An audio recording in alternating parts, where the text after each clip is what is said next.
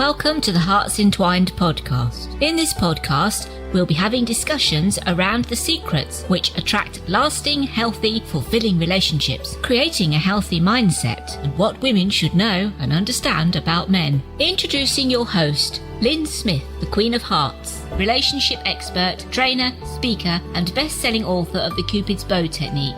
Lyn's mission is to have a positive impact in reducing divorce, domestic violence, and suicide. Welcome to the Hearts Entwined podcast. This is your host, Lyn Smith, the Queen of Hearts. And today, listeners, I've got Alex Terranova on the podcast episode. It's lovely when I get guys on because it's lovely to listen to the male's perspective. So welcome, Alex. Thanks for having me. I'd love to be here and give you my perspective. And just off air, we were talking about what would be a good topic for us to discuss on this particular episode. And the topic that came up, which I thought was great, was how men sabotage their relationships. So Alex, do you have personal experience of this, or is this something that's just basically come up from dealing with your own clientele? Oh, I think both. So I know in past relationships, especially when I was younger, before I started to learn about how to express my feelings, before I even understood what my feelings were, right? I used to think that anger was a feeling. No, anger is an emotion. There's a feeling that, like heat or tension, that has me identified as anger. But I had no idea even what that was, right? I just put words to sensations.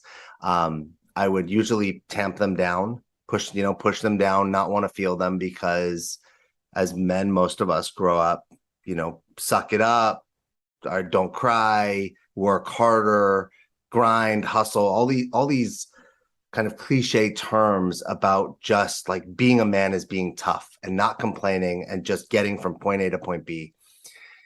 And so I think in relationships, a lot of times I was going through challenging places, like at work or with my own family, and I didn't know how to express and talk about those things. I think I actually had more facility than most men because me and my mom were very close, and I think I learned some of those things, but I still think I was almost like had a straitjacket on. Maybe I had one arm loose, and most men have both arms tied up. And as I've had a coaching practice now for about 8 years, and I work with mostly men, but I do have some female clients. And one of the things that comes up often with my female clients when they're, the ones that are in relationships, is this same thing where they're like, my husband's upset and I can't get him to talk to me. My husband seems like he might be depressed and he won't talk to me. My husband is so stressed out, he's not sleeping, and he won't share with me what's going on. He says everything's fine, everything's okay, he's dealing with it. And at first, the thing I love about these women is they really love their men. They're not like, hey, buddy, go make more money, bring those money, right? They're not, they're super loving and reasonable. They really want their men to be happy. And they're like, I just don't like seeing him like this. They see the impact. Some of them have kids, right? They see the impact that it has on their kids. And they don't know how to get through. Often when they talk to their men either get like pouty and, oh, I'm terrible, I'm the worst. They beat up on themselves worse. That doesn't help. Or they push back, right? They kind of use anger or their tempers to kind of like leave me alone, like back off. And the women feel like they have no way to help their partners. And remember, it's a partnership, right? Men are always happy to help woman comes to her man with a problem. Man's happy to give her an answer. 2 seconds. Absolutely. Yeah. 2 seconds. And women have all their, not always, but often women have friends that they can actually have deep conversations with.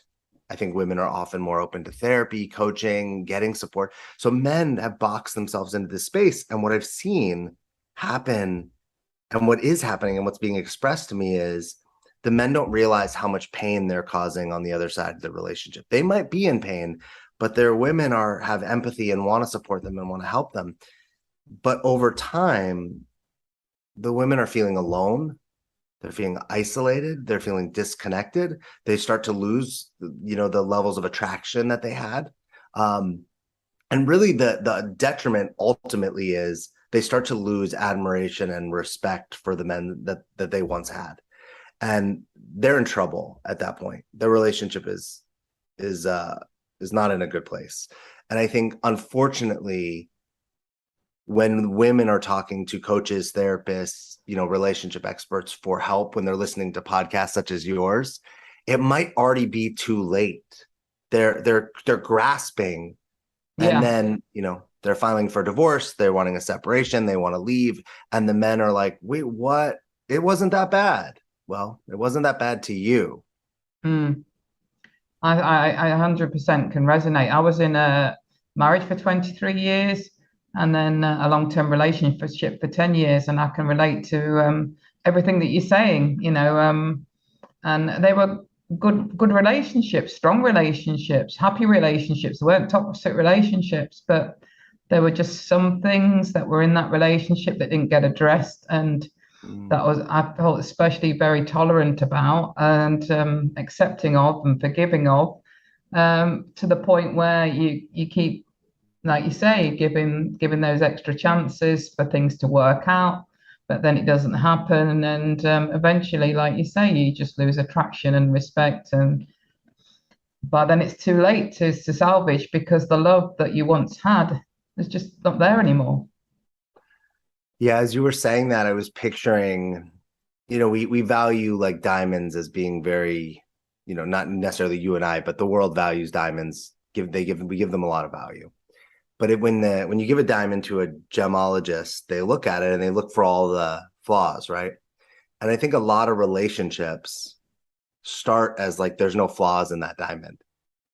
And then with the stress and the lack of communication and the inability to powerfully communicate and share and support each other. Remember, if you're in a partnership, you're a team. That diamond starts to get discolored, starts to have cracks. It starts to lose the value that it had. And all of a sudden, one day you look at that diamond and it's like, it's okay, it's fine, but it's not the diamond that it once was. And when something is fine or okay, I don't know about you, but I think we throw that word around, but nobody's looking for a fine or okay life. Right? I often say when I used to, before I was a coach, I opened restaurants for a living. That was my restaurants and bars. And when I would train the staff, one of the big things I would say is, when you ask a table how their food is, don't ask them, is everything fine? Nobody comes back to a restaurant that's fine. Right? Maybe out of like convenience, or they don't have, this ease, but you don't tell your friends about restaurants that are fine. You tell your friends about restaurants that are great, that are excellent, that are unbelievable. And I think the same thing is men and women at times, like, we settle and we tolerate fine. We tolerate our fine jobs. We tolerate our fine sex. We tolerate fine dates, but we don't see that all of that is like chipping away at the worth or the wholeness that we once had. So what would you say? Because I know that most of my audience are women. I do understand that I do have guys listening in, and that's great. I love that. But the majority of, like you said at the start, really, the majority of our audiences are usually women, because it's women that go looking externally for self-help and personal growth, and men are more autonomous and want to work it out for themselves, so they're less inclined to reach out. So what would you say to any women that are sort of going through the feeling of, my relationship is okay, it's happy-ish, but I feel like I'm just settling at the minute, to reignite the passion?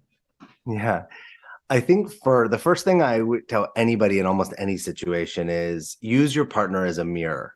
So instead of going to try to change your partner first, see what your partner can tell you about you. So if I was in a marriage, or in a relationship, and I felt like we weren't having fun, let's say, and it was getting stale or boring, I might use that as a mirror and say, how am I being boring or stale?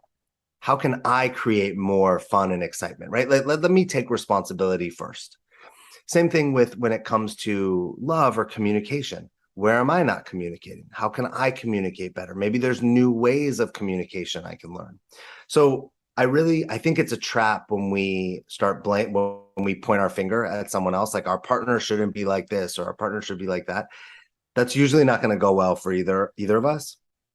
So first step, I would say, use your partner or your relationship as a mirror and look at yourself and see if you can do that work. Right now, if you're saying, I'm being more fun, I'm trying to create more passion, I'm trying to create more excitement, and still I'm not getting anything. It's like tennis, right? They're not hitting the ball back. It's not. Then I might say, can we try to understand our partner? What's going on for them, right? Can we have empathy for them? Can we try to see what their experience is? Now, some men, again, will box you out. They won't let you in there. Some men, I think, might give you a little more space. I do know women who will say, my man will cry to me. He won't do that outside of there, but he will bring some of that. And that if you can get into there, you can, let that person know that their emotions are okay, that you're there to support them, right? You can really empathize and I think connect with like their inner child, that part of them that is probably afraid or scared. I know when I have challenges in business, I'm like, I gotta, I go to my man brain turns on and I gotta just go and hustle. And sometimes I'm feeling like I'm not good enough or I can't do it. And my partner will say, hey, I love you, whether you do it or not. I'm with you. We're on a team. How can I help you? And where I am, that's really supportive to hear that I'm actually not letting her down, that it's okay if I'm not perfect all the time or if I fail. It's a sense of relief, right? It takes some of the pressure away. Yeah, also absolutely. It's about creating that safe space and probably showing your vulnerability first to leave the door open for him to then share. But not obviously be pushy around that. Yeah, and then I think the last, if you've done all kind of 2 or 3 of these things, and you're going, my husband or my partner is just sitting on the couch drinking a beer. After he gets off work, I can't connect with him. It's like I'm not even here. When we try to talk, there's nothing. There's no connection. The passion's going away. I think that's the point where you have to really use your power and your voice. And I don't, not from like anger or fear or dominance, but from like ferocity, from being fierce. The idea that I need to be heard. So I'm not going to make him do anything, but he needs to hear me. And I said I had a client recently, and I said, you don't want to leave your husband, right? Like I was pretty clear on that. She goes, no, I don't want to leave. Like, I want to be with him. And I said, but he has no idea how bad it is for you right now. She said, he doesn't think it's that bad. I said, you need to make him understand how bad it is. You need to share your truth with him, because he's right now he's living in a delusion. And so that was really scary for her, to have to say to him, listen, I don't want our marriage to end. I don't want to leave. I want this to work. And I'm really unhappy. I know you think that it's fine, but for me, it's not fine. We even joked around how if he didn't get that, how you could show him that you have 2 different experiences. I was like, the next time he asks you for a cold beer, give him a warm beer. And he says, this isn't cold. And you say, well, for me, it felt cold. Now, obviously it's a joke, right? Yeah. It's a joke. I don't know that would be effective with all people, but like sometimes we just think our experience is the same experience that our partners are having.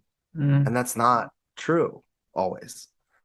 No, looking back, we can always learn and connect the dots once we look back on our previous relationships. And I know with my ex-husband, for example, that I massively contributed to the feeling of it just feeling like there was no passion, there's no, I was just settling for an okay relationship, a happy-ish relationship, rather than, one that felt alive and, something that really excited me.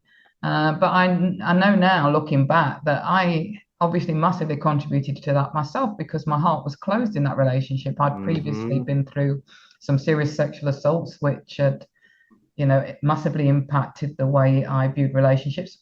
And my heart just wasn't open. So I can now look at myself and think, you know what, no wonder there was little passion in that relationship. You weren't open, you weren't ready. All you wanted in that relationship at that point in your life was to feel safe, secure, and protected. And he did provide that. And that was enough for 23 years. Yeah. Good for you for looking at, what you could do and where you were participating. Because I think it's hard to be with somebody that when we're not in a good place, but it's harder to look at yourself, which is, I think, why most men avoid it, which is also the irony of being a man, is we pride ourselves on being tough and brave and doing the hard thing. But when the hard thing's emotional, we avoid it. And I have this idea and this exercise that I want to do with men, with a group of men. I haven't done it yet, but I want to have a group of men do something that's really physically hard, that's very like traditional masculine, and then talk to them about how it feels. And I think some of them will be uncomfortable and some of them would feel good and strong and masculine and tough about it. And then I want to have them do an exercise that's very emotional and very outside of the, more in the feminine, and then talk to them about how it feels. And I'm pretty sure that most men are going to say the emotional thing was harder, was scarier, was harder, was more confronting. And then come back and say, but I thought that's what being a man was all about, is doing the harder, scarier, more confronting thing. Yet we choose the things that we're more comfortable in that seem like they're tougher, scarier, harder, but that actually aren't. Yeah, I've seen a similar exercise where I think they did sort of like a martial arts type thing where they got guys to karate chop a piece of wood 12 by 12 inches with that or punch through it, and and I think it's a great exercise to have a go at, but I don't think they did the other exercise around the emotion. Yeah. So I'd love to hear your results on that one and hear how it goes, because I've certainly analyzed my own long-term relationships and can massively see where I contributed to that being the case, and and for the longer term relationship that I subsequently had after my marriage, which lasted for 10 years, and we've still got an amicable relationship now, is that with that I was very much, because I'd been on a personal development journey, I was very much in this mindset. I'm being the bigger person and being forgiving if there was any unacceptable behavior, rather than addressing it and having boundaries. So that was my lesson from that relationship, was, what? Boundaries. You're not being the bigger person by being forgiving, when the behavior is not acceptable.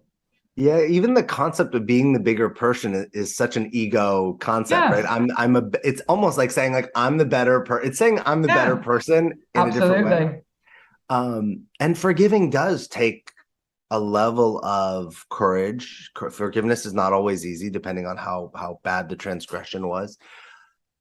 You just had me think of something. Oh, the two ways that we're conditioned that I wanted to touch on that you just said, right? As men, we're conditioned to kind of be loud, be the voice, be brave, be strong, be the leader.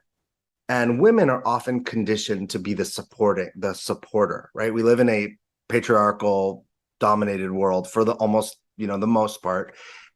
And women are conditioned to not have a voice, to not speak up. When we think about when you put, a man and a woman in the same office, if a man speaks up and is forceful and powerful, people are like, wow, he's so assertive. Yeah. And if a woman speaks up, they're like, oh, what? They'll call her the B word, or she's hysterical, or she's dramatic. It could be the exact same thing. And that is, and women will even do that to each other, right? And men will, and isn't that as an individual's fault. This is the way we've been conditioned in society, because it fits the roles that our society has said we're supposed to play. So women are not supposed to like talk back or speak up or be the assertive, dominant one. They're supposed to kind of be the supportive figure. Now, I don't agree. I don't actually want that. I want a woman who's unleashed and powerful and gets to bring her whole self to me. That's way more fun and way more exciting. But inside of the confines of our relationships in our society, women have been so trained to, right, to like dim that voice down and not speak their truth. Yeah. And I think that's one of the big things that comes up is, right, is the men are doing their thing and the women don't know how to express or say what they need or what they want powerfully and with your own words, like with boundaries, that it's actually not okay that it's going like this. Doesn't work for me. Yeah, absolutely. And it wasn't, it was literally his temperament, you know, it was literally anger, being on the end of that, and not physical, but verbal. And it wasn't regular, you know, it wasn't like day in, day out. It was just like once every 6 weeks or so, there'd be, you know, losing his temper. And I just didn't want to be on the end of that because I knew I didn't deserve it. But like you said, I didn't know how to address it in a way that, you know, even if I walked away, I felt he was spoiling for a fight and he'd come after me and still keep, you know, kicking the dog, so to speak, verbally. So even if I kept silent, it didn't seem to work. But then if I spoke, it just seemed as though it still escalated, and I didn't know how to manage that, you know. And then when things were calm, you know, rather than address it and state my boundaries, I just forgive it, you know, because he was obviously apologetic and sorry about what he'd said. But the thing was that when that behavior keeps getting repeated, you know, after a while, you know, even if the dog is your best friend, it won't come to you, even if you offer it its favorite bone. I think it's tough because we can't, every situation's unique, right? Some people, some men, some women have levels of trauma that we're not going to be able to negotiate with on like inside of the relationship, right? We need support. We need therapy. We need coaching. We need something outside of just the couple. So, you know, the people listening to this that can identify with what you're saying, they might not be able to just do the things I suggested. It might be outside of that scope, right? It's like the same as sometimes people come to me and they want to work with me and they're telling me about their fears or their anxieties. And I will share with them that might be something they want to seek therapy. They might want to seek therapy around that. That's not a coaching conversation, right? That everything doesn't work for everything, right? If you weighed 1,000 pounds, to lose weight, you can't go for a run. That's not an available, right? There has to start getting on the track. You need a different type of support. Yes. And so I think that the things I'm speaking to are definitely when there is a level of like healthiness, right, in the relationship. If there's abuse going on, I would say, hey, you need another level of support. And I don't know that what you were saying was abusive, but it didn't sound healthy, right? That pattern that you all were in. And I think look, I get upset sometimes. I shut down. I don't yell and scream, but I'll shut down. I'm not able to hear what my partner's telling me. And usually if we talk about it when I'm in a different mindset, right? If we talk about it the next day, if we talk about it when I'm in a good place, I can go back in my mind and see how I shut down. And then because I want to be a better partner, because I care about the relationship I'm in, then I can try to practice and try to not shut down the next time. But if we're in the moment of the tension and she's like, you're shutting down, sometimes that might have me shut down more, right? Because now you're feeling attacked. Not always, it just depends on the partner, but sometimes we need that like cooling off space. So, right. So we can get out of our kind of reptilian brain and settle, and then actually be able to have a powerful conversation. Yeah, absolutely. 100% agree. It's a continuous journey of self-reflection and self-analysis, because like you said, you know, I fully agree that you can't just point the finger at your partner to whatever extent there is yourself that needs looking at first and foremost within a relationship. And, it's asking that difficult question, how am I contributing to this being the situation that I'm currently experiencing, isn't it? Yeah, absolutely. I think for the most part, we have to, and look, this applies to everything. For the listeners that are challenged by some, entrepreneurial or business situation or their situation with their children, look at yourself first. And it's so often hard to do, but think of whatever you're looking at as a mirror, and what is that mirror showing you?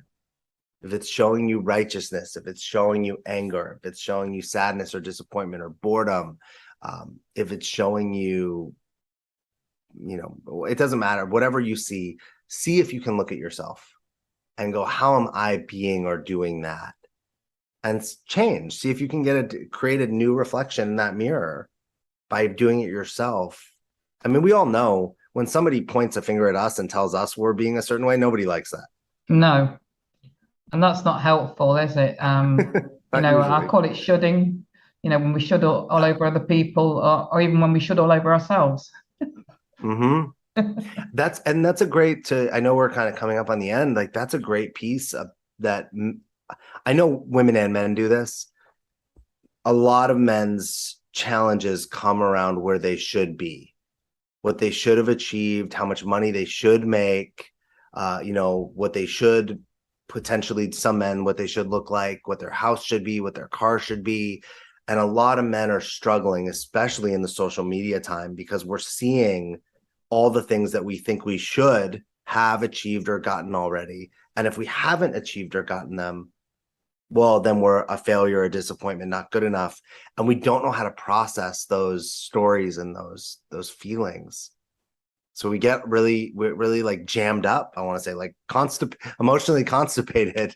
And I know women do this too, right? Women have like, I should look like this, or I should, have this kind of marriage, or I should be married or have kids. We both do it. And often I notice, though, that when women are challenged in their relationship with their men, that's what their men are going through, is that should conversation. And the nightmare about the should conversation is, even when you get the thing that you wanted, you should have gotten it earlier. Yeah, it becomes it's a trap that you can't escape. Yeah, absolutely. On that note, Alex, what is your best contact information for those members of the audience that would like to get in touch with you? I would have everyone just go to my website. I think it's the easiest, thedreammason.com.